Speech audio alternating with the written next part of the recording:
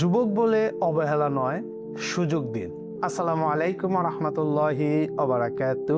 আজকাল আমাদের এলাকায় একটি কথা প্রায় শুনি। অনেকেই বলেন, ও তো এখনো যুবক, ছোট মানুষ, ও আবার আমাদের এলাকার জন্য কি করবে। আমি এই কথাকে অসম্মান করি না, কারণ এটি অনেকের অভিজ্ঞতা থেকে আসা একটি চিন্তা।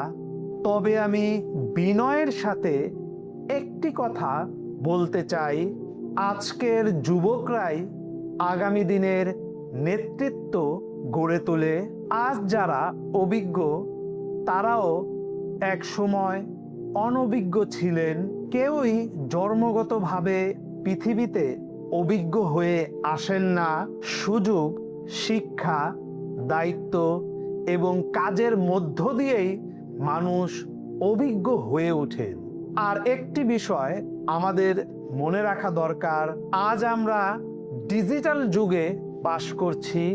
তাই এখন শুধু বয়স নয়, সততা, যোগ্যতা, শেখার মানসিকতা এবং মানুষের জন্য কাজ করার ইচ্ছাই একজন মানুষকে এগিয়ে নিয়ে যায়।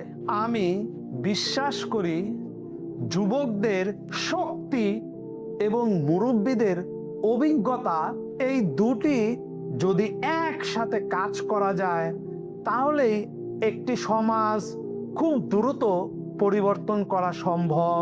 আমার বিশ্বাস, অভিজ্ঞতার প্রতি সম্মান থাকবে আর নতুন প্রজন্মের উদ্ভাবনীর শক্তিকেও মূল্যায়ন করতে হবে। তাহলেই আমাদের 50 নং ওয়ার্ড আরো সুন্দর, আরো উন্নত এবং আরো মানবিক হবে ইনশাআল্লাহ। চলুন অভিজ্ঞতা আর তরুণদেরকে একসাথে নিয়ে আমরা আমাদের 50 নং ওয়ার্ডকে একটি আদর্শ ওয়ার্ড হিসেবে গড়ে তুলি।